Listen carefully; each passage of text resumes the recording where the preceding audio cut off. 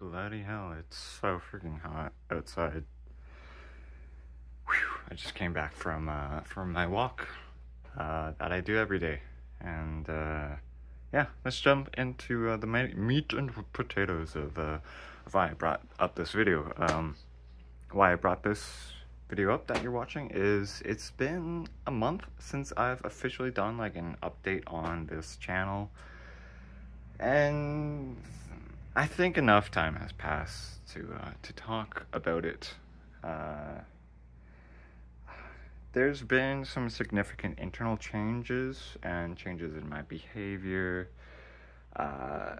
Some things I set out to do in that video and the unlisted video that you can find in the community post. I've not yet accomplished, but I've accomplished things that I didn't talk about, and so let's talk about it. And what really happened after I posted that video last month?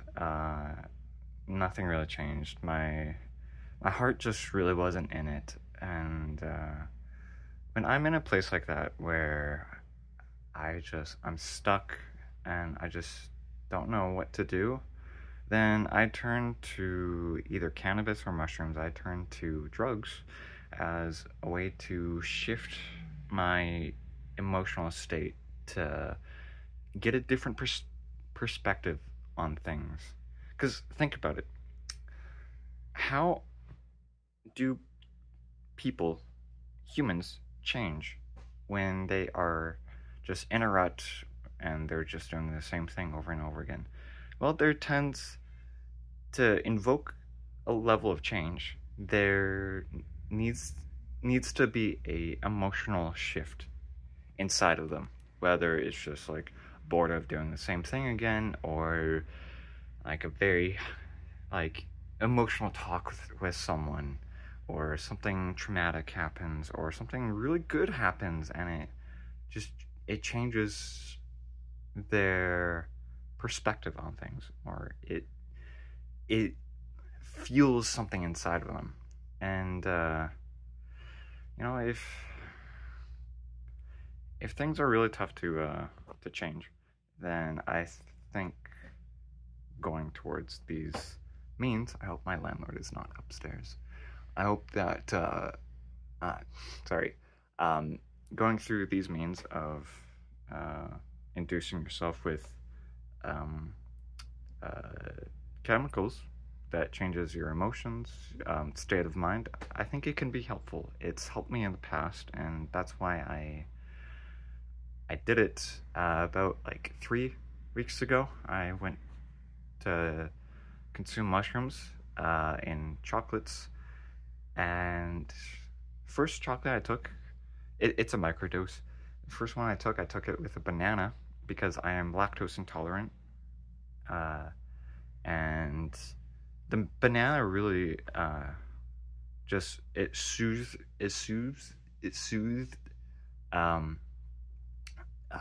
the chocolate, and it made it easy to consume. And I ran out of a banana because it took a whole banana to just like eat a piece of chocolate. So I wanted to take 2 more, and I took it with peanut butter. And I knew on paper, peanut butter is not like a soothing thing in your gut. It produces histamines, inflammation. But I didn't know what else to take it with. I didn't really have anything else at the time, and so I took it, and then I started to have a bad trip. My gut was bothering me, and then I got very anxious, and then the trip just heightened the pain, and it was horrible. I was in a place where I was last summer, where I was just in a lot of gut pain. And I was like, oh crap, I don't want to be here again, this sucks. And so I just got really angry. I broke some things. but I wasn't violent towards anybody. I'm never violent towards anybody. Um, I just like to break things when I'm in a lot of pain. And I ended up calling my parents, and they helped me work through it. And I was able to get into a place where I could laugh and just like push it down, push it down, and just like dance and make fun of myself. And it was great. And then right after I figured out how to do that, my landlord checked in with me, and he's a very gentle, kind guy. He works in the healthcare profession, and he sat me down just over there, and we hashed it out. He gave me a pep talk. He told me to be a man, which I was never really told to be a man ever in my life, besides maybe a few people on the internet. But no one in my real life really taught me nor told me to be a man. And so that was pretty cool. That was cool. I liked it. Like he told me that you need to have faith in yourself, and you can get through this. You are strong enough to get through this. And mushrooms, they make you really receptive to outside influences. And so I really took in everything that he said, and I really listened, and I heeded his advice, which he told me to go to church every Sunday just to learn to have more faith in yourself, and you don't even need to believe in it. And I'm already familiar with the Christian community. I've been so involved in it, even though I'm agnostic with atheistic leanings. I still find quite a bit of value in it.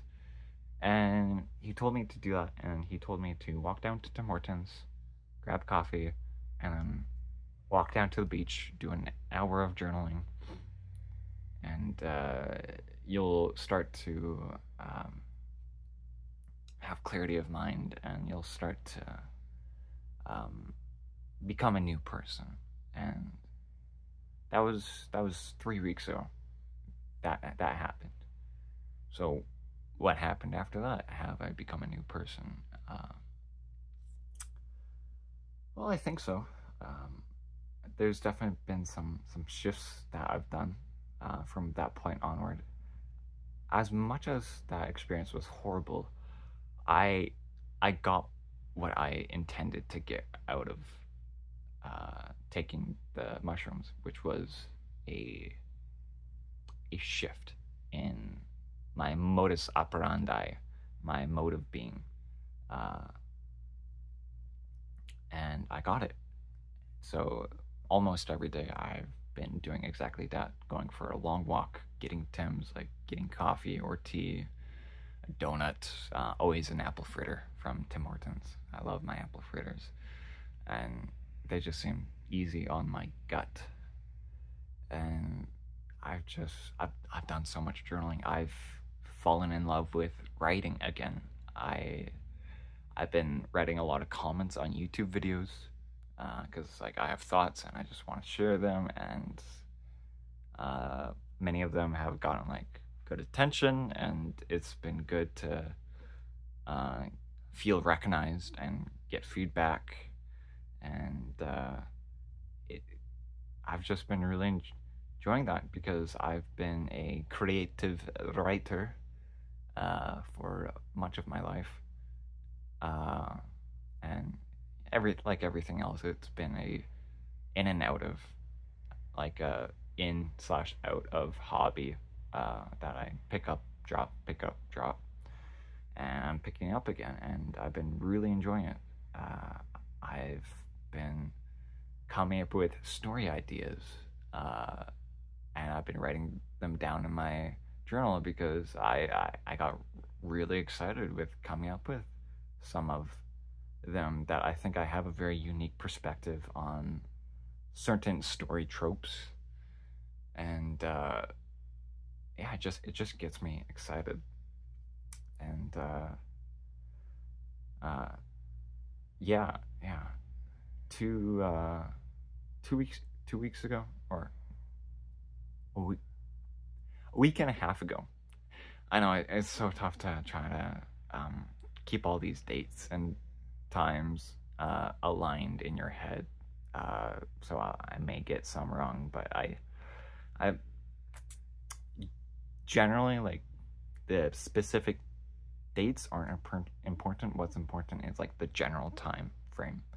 And so, yeah, it was a week and a half ago. I took I talked I called my doctor, and she doubled my amount of bupropion, also known as Wellbutrin, that I take.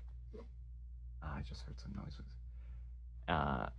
Bupropion, Wellbutrin, and some, they're SSRIs, selective serotonin reuptake inhibitors, and what I've been noticing is that I have much more clarity of mind now that I've increased them. I've been a lot more precise with what I say, and I've been able to express much of my intellectual thoughts and perspectives verbally to people, which has been an issue in the past where speaking always isn't my forte. I can often express a lot more of what's inside my head if I write them down, type them down. And that's part of my autism, dyspraxia. But I had like a really good talk with my dad yesterday, and I was just like, I was amazed about just how fluently I was speaking and how coherent my thoughts were. It felt really good. Because part of what I've been going through is I frequently enter enter these states where I'm not really lucid. I'm not very awake. I'm not very conscious of things, and that's not fun. That's sometimes it gets worrisome, because I feel like my mind is just drifting away, and I'm becoming more and more of a mentally ill patient that needs pharmaceuticals to have some semblance of normalcy and clarity of mind. And I don't want to keep taking more and more pharmaceuticals because I don't trust the long-term effects that altering these synthetic chemicals in my brain will do. That's why for like recreational drugs, I like to take them liberally. Like, I don't like to take them frequently. I don't feel good when I take them. I like to at most take them twice a week in low doses. Ambulance. And that's a smart way to use drugs, to not overuse them. And so I am worried about taking so many pharmaceuticals, and I have so many criticisms of the medical system,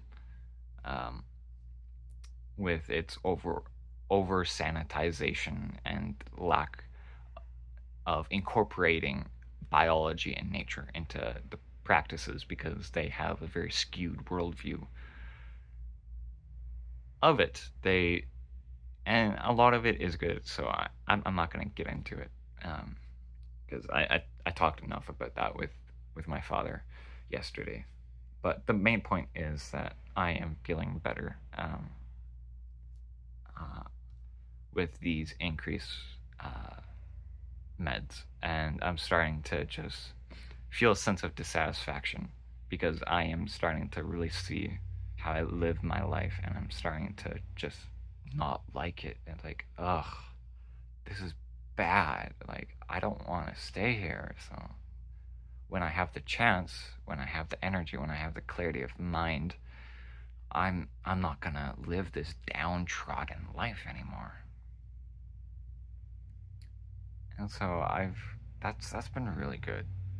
That's been really good. Like the between the walks, your journaling, increased medication, it's bringing some clarity of mind, and I'm starting to lose that victim mentality. Uh, Starting to uh, complain less and have a negative perspective on things. Uh, and instead of seeing uh, all the things that are going wrong, I'm starting to focus more on the things that are going right and the gifts I've been given in life, such as amazing peers like bosses, landlords, parents uh, that have been so kind and generous all my life. I've at most like I've had like bad teachers, and I've had a cold and distant boss when I worked at Tim Hortons. But other workplaces, I've had amazing bosses that have been kind, caring, understanding, uh, but they also provide tough love, and that's always what I look for in leaders, is to care but to also have tough love. Uh, and I've been given such a beautiful life, and so anything that I'm feeling, like pain, just exhaustion, like I tell myself I am not a victim of this. I can work through this, and if this overtakes me, then that's my choice. And that's my choice, or there's nothing I can do about it, and so I'll just accept it. And I think that's a very healthy attitude, uh, to take things, a very mature attitude, and I gotta give credit just to chemical changes in my brain that have given me that clarity of mind to do that. Do you ever think it's so weird that so much of our selves are just being influenced by chemical changes?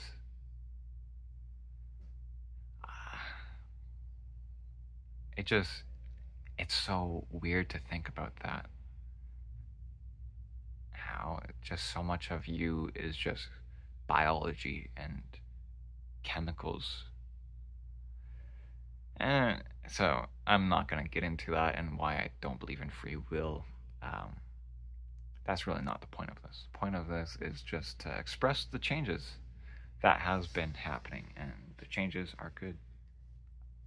The changes are really good. I've opened myself up to talking to people, to family, friends, acquaintances, therapists, and everyone that I've reconnected with or talked to. I've had some. I've gotten something important out of it, and it's reminded me how much I miss socialization. I miss being a social butterfly and just chilling with people and just talking with them and just, yeah, just vibing, just vibing, man. And so, like, look, there's a smile on my face just thinking about it, and yeah, I'm happy with that. I'm happy with the changes so far. Uh, and I'm happy feeling dissatisfied with things. It's good to feel a level of dissatisfaction because that's an impetus to change. I think I'll leave it at that. I think that's all I really need to say for right now. Uh, Aside from side note that's completely related to all of this. Uh, but did you notice how I say creative? Uh, that I have a hard time saying it like in a Canadian American way. Canadian. Like I have to flex my my facial muscles to say it straight. It uh, like saying creative, like that is, for whatever strange reason, that feels much more natural than saying creative, creative, creative, and just certain words like that. I just have an accent to, and it's not because I was born or raised in another country or anything. I just some accents I feel like I've just inherited, and they're part of my ancestry, and they come out here and there. Or it could just be due to brain damage, which speaking different languages or accents that are unfamiliar to a person or foreign to them is, according to Google searches, is a sign of brain damage, which, with the amount of brain injuries I've experienced through my life, I would not be surprised. And yeah, I don't know. I just wanted to point that out because it makes me quirky and unique. Anyways, I hope you're all doing well. And if you got any insight out of anything I've said, perfect. I think one of the most important thing is just thinking about what sparks changes in a person. It's often an emotional shift that makes a person change, and for someone to change permanently or just for a while, it often stems from an emotional shift. And so how do you invoke those emotional shifts? Well, you need to put yourself in situations where you're likely to, such as talking to people, being around people, having developing relationships, like friendships, romantic relationships, whatever, developing just connections with people. That often sparks a shift, whether it's something that they say or something that changes in how you feel about them or about yourself. There's that. There's drugs, both pharmaceutical and recreational. And then there's just controllable events. There's also environmental, where change your environment. You're not going to be likely to perform your same habits. You can make new habits because you don't have those cues and signals. And I believe those are just the primary ways to really just some major change in someone, at least from my experience. Yeah, that's just something I've just been trying to think about and consider. Because change is difficult. Change is very difficult when you're just repeating the same pattern day in and day out. And so just thinking about what induces change is, I think, wise. Anyways, this has been a lovely ramble, and if you enjoyed it, great. I'd love to hear your feedback. If not, because sometimes these videos don't really get much attention, you know, that's okay. This is mostly for myself. Any which way this wave flows, and just have a fantastic day. And you'll see me in the next video. So, toodaloos.